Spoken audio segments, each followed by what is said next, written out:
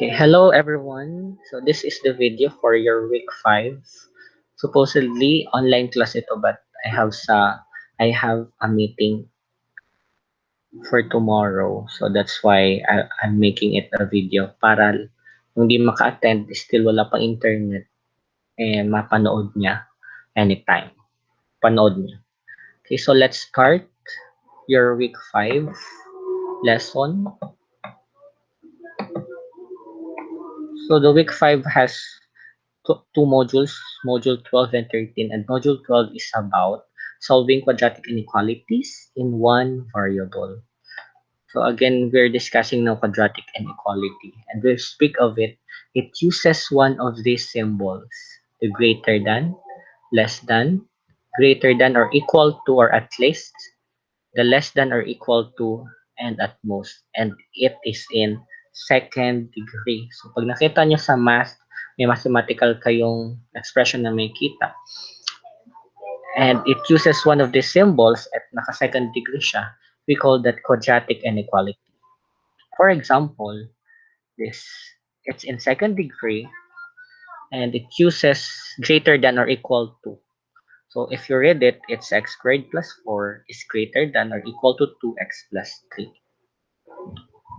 So how to graph interval in a number line? So this topic was discussed when you were in grade 8, kaya alam ko madadalian kayo dito. Ma-recall nyo kahit papano. The lesson when you were in grade 8. Here are the rules in graphing interval in a number line. First, shade to the right if the symbol used is greater than. Shade to the left if it's less than. Use hollow circle for greater than and less than. And use shaded circle for less than or equal to and greater than or equal to, or yung at least at most natin. Okay, remember this. These are the guidelines in graphing interval. So for example, we have this inequality. How will you plot that or graph that in this number line? So first, basahin muna natin. It is read as x is greater than or equal to -5 approaching positive infinity. So pag infinity ang nasa kabila, hindi natin to binabasa yung isang symbol. Ang basa natin is approaching, whether positive or negative infinity. But again, it's x is greater than or equal to -5. So hanapin natin si -5, it's right here. So ano ba yung symbol niya? Greater than or equal to. So ang gagamitin natin is shaded circle. Shaded. And it's greater than, kaya you shade to the right. Sorry. Okay, so this is how you shade. Straight lang dapat yan na medyo tala. Okay, next. X is greater than 2 but less than or equal to -4. So una hanapin natin si positive 2. It's right here. Yung symbol niya is greater than. So ganito lang siya. Hollow circle. And then less than or equal to -4. This is -4. May equal to siya, so shaded. So paano naman yung shade sa number line? X is greater than 2. Mataas sa 2. So papunta siya dito, greater than to the right. To the right tayo kasi greater than and the other symbol is less than. So dito tayo. Kaliwa. So this is the graph of this inequality. Next, x is less than or equal to 4 but greater than or equal to 0. So look, parehas siyang may equal to. So syempre, lahat siya may shade. 4 and 0, positive. 4 and 0. So again, it's less than or equal to 4. Mababa sa 4. Less than, so to the left. Ito naman, greater than, pa-right siya. So dito siya. Left ito, pa-right ito. Ang nangyari, they meet here. So, yung mga numbers na kasama ay nandito sa pagitan nila. These are the numbers included. Okay? So, these are the three cases ng pag-graph. Pwedeng isa lang, like number 1, yung dot, kasi infinity yung kapartner niya. Ito naman, magkaaway. Ito naman, nagkasalubungan sila. So, that's how you graph the interval. Next, how will you find the numbers included on an interval? So, paano natin malalaman kung ano yung mga solutions o ano yung mga kasamang numbers sa isang interval? Dito kanina kita na natin. Like for example, ano yung mga number na kasama dito? Pag nakagraph, madali lang. Diba? Siyempre, lahat ng nadaanan nitong line, mga solutions yun or kasama sa interval. Sina -4, -3, -2, and so on. Lahat ng kasama dyan. Ito naman, -5, kasama siya. Also si -4 kasi shaded circle.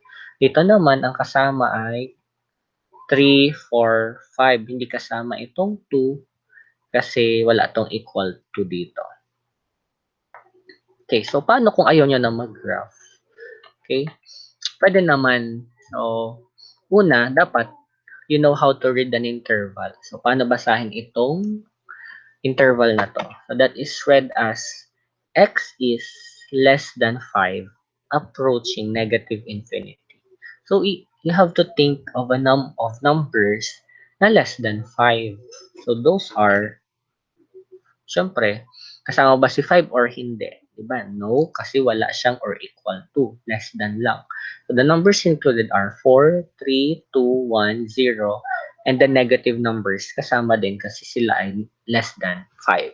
So, yun. If you know how to read an interval, madali lang din maghanap ng mga numbers na kasama sa interval. Next is, ito, how to read this. X is greater than 2 but less than or equal to -4. So, isip kayo, greater than 2. Mataas sa 2. Kasama ba si 2? No. Greater than 2 is 3, 4, 5, 6, 7, 8, and so on. Pero, itong kabila naman is less than or equal to -4. Included si -4, pababa, less than, -5, -6. So, ito siya. Ito dito sa kabila, 3, 4, 5, 6. Ito naman less than -4, less than or equal to -4. Ito naman siya. Less than. And included si 4. Next. How to read this? X is at most 4 but at least 0. Or yung other way around, X is less than or equal to 4 but greater than or equal to 0. So, yung X is less than 0. Mababa siya sa 4. I mean, less than 4, equal to 4. Pero, mataas siya sa 0. So, the numbers included are 4, 3, 2, 1, 0. So, papansin nyo, between siya ng 4 and 0. Kasi, mababa sa 4, 3, 2, 1, 0, may negative. Pero, sabi sa kabila, dapat greater than 0. So, hanggang 0 lang, stop na siya. Walang negative included. Okay?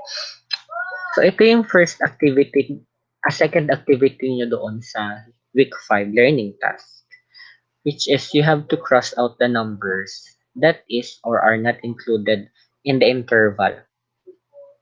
So, kesan nyo yung number dyan na hindi kasama sa binabanggit na interval. Like, for example,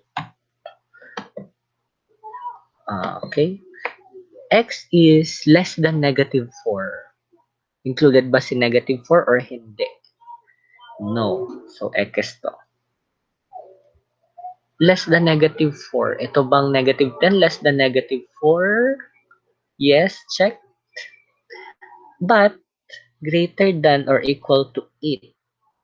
Mataas dapat or equal sa 8. Mataas ba to sa 8? Sa 0? No. Mataas ba to sa 8? No. Included ba si 8? Yes. Greater than 8? Yes. So, ito lang yung kasama yung dalawa. The others, cross out.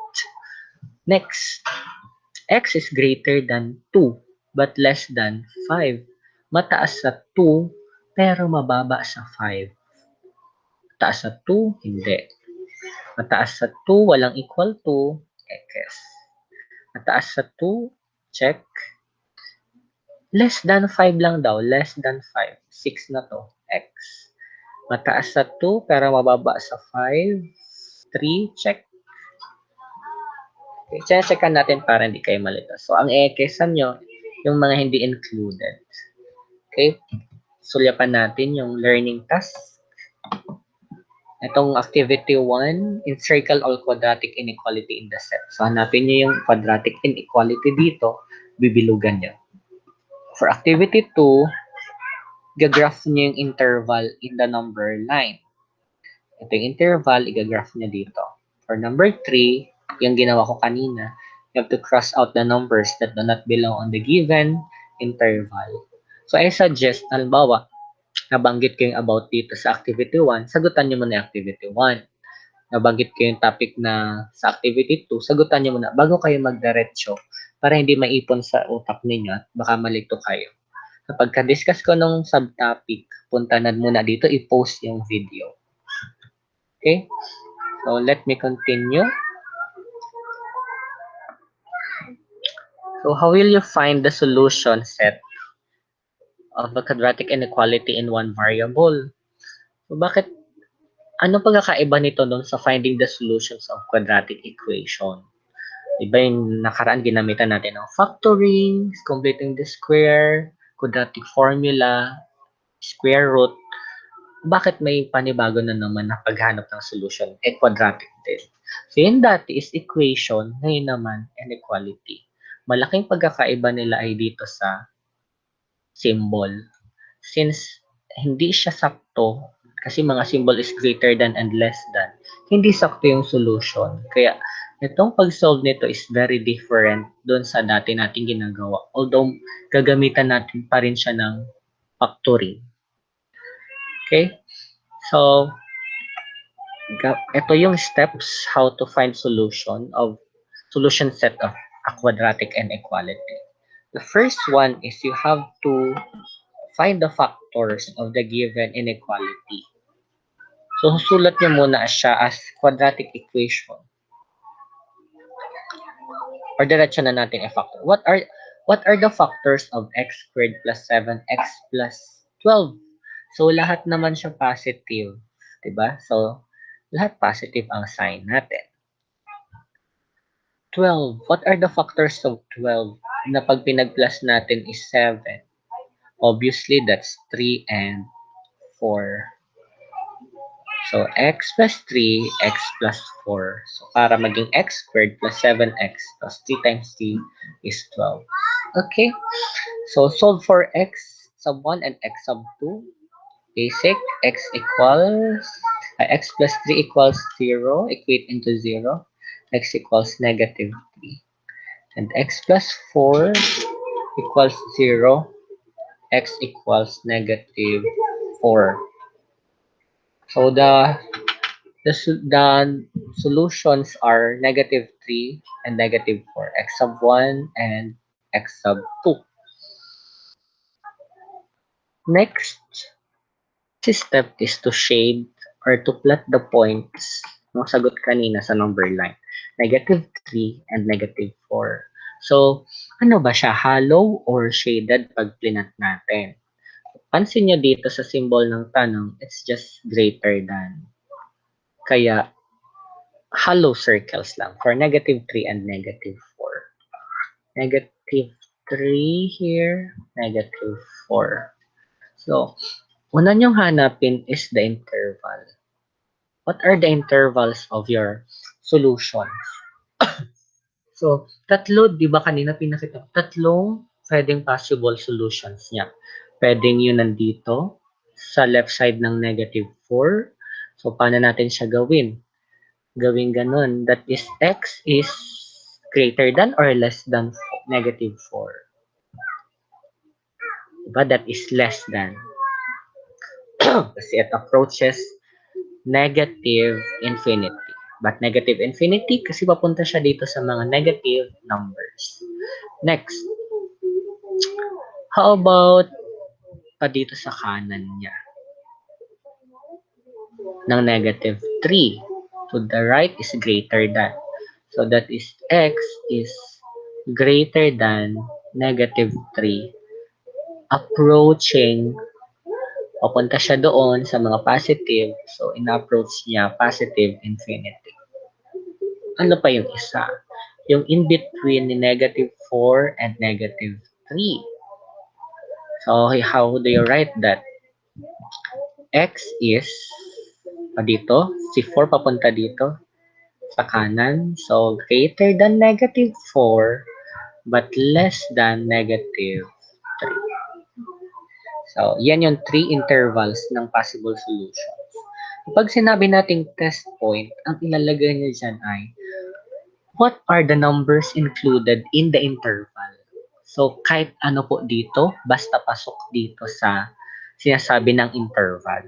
Like, for example, x is less than negative 4. Diba? Ang daming number na less than negative 4. Those are negative 5, negative 6, negative 7, negative 8. Kahit alin po doon. So, for now, kunin ko ang negative 6. Ito naman, x is greater than negative 3. Ano yung number na greater than negative 3? Diba? Pwedeng negative 2, negative 1, 0, 1, 2, 3, 4. So, para madali, kunin ko yung 0. Next, x is greater than negative 4 but less than negative 3. Ano yung pwede dito? Na in between. Okay, so wala naman na, di ba, kung isipin nyo. Pero yung fraction, pwede nyo rin kunin yung fraction.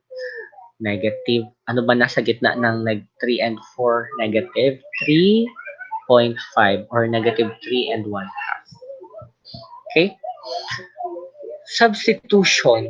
Saan natin isa-substitute? Doon sa question mismo. Dito sa x squared plus 7x plus 12 greater than 0. X squared plus 7x plus 12 is greater than 0. So, sinulat ko siya dyan para tinginan natin. So, what will be the value kung negative 6 yung x natin? So, ito, substitute nito sa lahat ng x dito. So, negative 6 squared plus 7 times negative 6 plus 12 greater than 0. So, pag sinolve nyo yan, dapat ang titingnan natin kung greater than 0 ba siya or hindi. So, negative 6 squared is positive 36. Positive 7 times negative 6, we have negative 42 plus 12 should be greater than 0. So, 36 minus 42 is what? Negative 6 plus 12. Negative 6 plus 12 is greater than 0. So, what's the answer here? Negative 6 plus 12 is positive 6 greater than 0. So, next question. Is the result greater than 0? Is 6 greater than 0? So, yes. Or, pwede rin true. Next. Bakit yes or true? Kasi nga, 6 is greater than 0. Tama naman, mataas ang 6 sa 0. So, yes tayo or true. Next. 0, gamitin natin, i-substitute ulit dito. 0 squared plus 7 times 0 plus 12 is greater than 0. So, 0, cancel syempre. 7 times 0, 0. Matitira is 12 greater than 0. So, is 12 greater than 0? Is 12 greater than 0? Yes. Or true. 12 mas mataas sa 0. Next. How about negative 3.5? Matama rin kaya siya? So, let's see. So, negative 3.5 squared plus 7 times negative 3.5 plus 12 should be greater than 0. So, what is negative 3.5 times negative 3.5? So, that is approximately 12.25. Positive 12.25. Positive times negative is negative. 7 times 3.5 is equal to 24.5 plus 12 greater than 0. So simplify 12.25 minus 24.5 plus 12 is negative 0.25. Inisahan na natin ha. Isang solving na lang. Greater than 0. Now, tingnan nyo yung sagot. Is negative 0.25 mataas ba sa 0? Greater than 0? Definitely no, kasi negative na siya. So, the answer here is no or false. So, ang magiging answer natin ay yung mga interval na nag-yes or true. So, in this case, the intervals are the first interval and second interval, which is itong x is less than negative 4, approaching negative infinity, and x is greater than negative 3, approaching positive infinity. So, final answer is x is, pwede natin pagsamahin. X is, bagay ko lang yung ink. Pwedeng ilagay na ang x such that x is an element of real numbers and x is, anong yung nasa answer natin? Itong notation na to, di ba, tinuro ko na rin to ng grade 8. So anyway, i-copy nyo lang. So yung answer natin. Ano dito sa kabila? That is, kahit wag nyo nang kunin yung infinity, yung kalahati na lang. X is less than negative 4. X is less than negative 4. At yung isa, x is greater than negative 3. X is greater than negative 3. Or, another way around, x is greater than x is such that x is a real number, is an element of real number. Diba? X is less than negative 4. X is less than negative 4 but greater than negative 3. Greater than negative 3. Pwede din ganyan. As long as natama siya or same pag binasa natin. Ha? Baka sabihin niyo, oh sir, ba't nagbalik-baliktad yung mga symbol? Dapat nga marunong kayo magbasa para hindi kayo malito. Basta pagpabuka sa kanya greater than. O, di ba nakapabuka pa rin naman siya. So, x is greater than negative 3 but less than negative 4. Itong isa, x is less than negative 4, same dito. Ito naman, x is greater than negative 3. So, that's the final answer. So, andito siya sa inyong learning task. Activity number 4. Yan po. So, ito, if-factor nyo muna. Then, solve for the value of x. Next, yun na, gagawa na kayo ng sarili ninyong interval. So, itong factors nito, may 2x yung isa x. Kasi may 2 dito sa unahan niya. So, I know na pagdaanan natin dyan. Yan no, sa mga last topic. Last activity number 5 is problem solving. So, ito yung kaparehas niya. So, problem solving, example, when asked how old is her son Baron, Aling Nena said, if you square his age and add his age to it, the sum is less than or equal to 110. What could be the age of Baron? Oh wait, bago kayo dito makinig, Sagutan niyo muna yung activity 4 gamit yung tinuro ko kanina. Okay? Let's continue. So, to easily answer this, naglagay na ako ng mga steps. First is, let X be the age of, kaninong age ba yung pinag-uusapan? Si Aling Nena o si Baron? Diba? How old is her son, Baron? So, kay Baron tayo. Let X be the age of Baron. So, square his age. Square his age, represent his age as X. Kasi unknown pa si age niya. Next, square his age, and add his age to it. Add kaninong age sa kanya pa rin. So, X lang. Diba? Square is his age and add his age to it. So, X squared plus X that is less than or equal to 110. Less than or equal to 110. Pag sama-samahin nyo yan, pagsamahin nyo to make a working inequality. So, our answer was x squared plus x. Ito. X squared plus x is less than or equal to 110. Yun ang ating working inequality.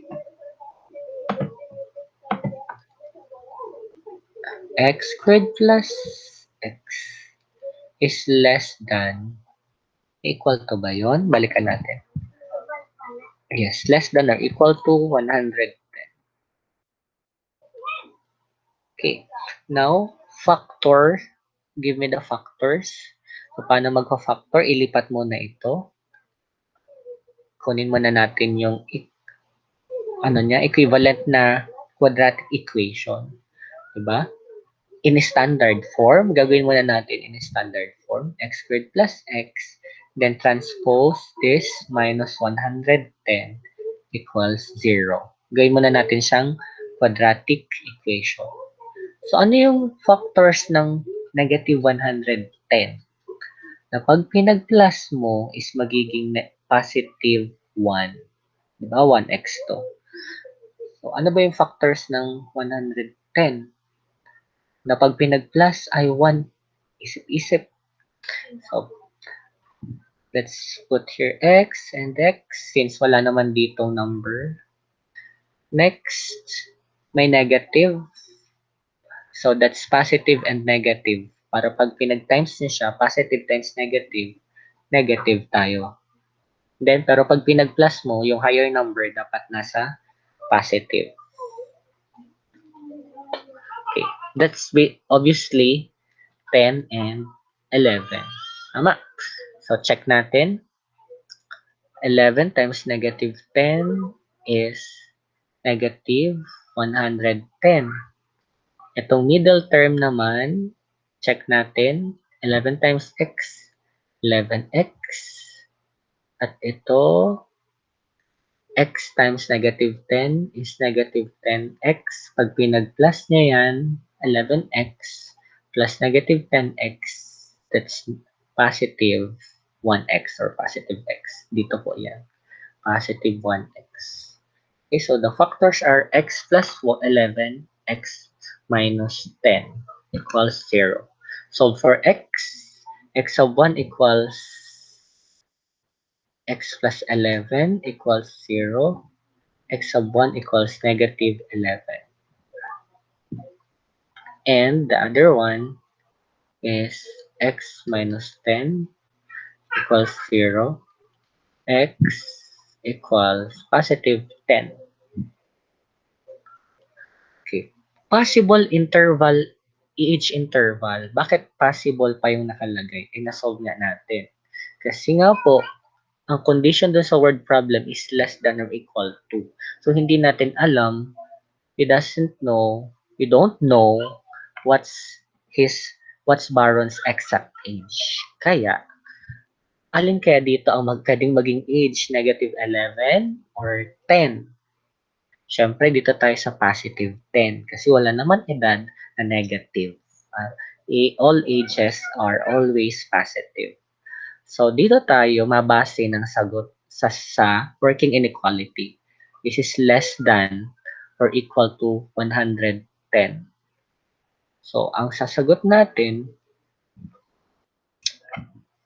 Baron's age is greater than 0, but, ayun, dito na, less than or equal to, but less than or equal to 10. So, in symbol, that is x is greater than 0, but less than or equal to 10. So, bakit kailangan may greater than 0? Siyempre, mag-i-start yung count ng age natin pagkapanganak. So, wala naman edad na 0. Nasa tiyan pa. Okay, so, lagi, kahit nung sasagot niya sa learning task, simulan niyo siya sa greater than 0, but, and then yung answer ninyo. Okay, for checking, check natin. Papalit nyo lang yung answer ninyo na 10 sa equation. Diba? Yung equation natin is, yung inequality natin is x squared plus x less than or equal to 110. So, yung answer natin is 10. 10 squared plus 10 should be greater than or equal to 110. So, 10 squared is 100 plus 10 less than or equal to 110. So, 100 plus 10 is 110 less than or equal to 110. Tama ba? Na si 110 is less than or equal to 110. Yes, check. This is true. And then, pwede pang may iba pa. Pero pwede na yung ganyan sa checking. Kung ano yung sagot na naandyan, pwede na rin yun. Since may equal to naman siya. Pero paano kung walang equal to? Diba sabi sa symbol is less than. So, ano yung less than sa 10? Less than sa 10, pwede namang 9. Pwede rin ang 9. Palit natin si 9. 9 squared plus 9 less than or equal to 110. 9 squared is 81. 81 plus 9 less than or equal to 110. What's 81 plus 9? 90 less than or equal to 110. Is 90 less than or equal to 110? Yes. 90 mababa sa 110. True. That's checking. Iisip kayo ng number na pasok dito sa sagot. Okay, so that is your week 5 lesson.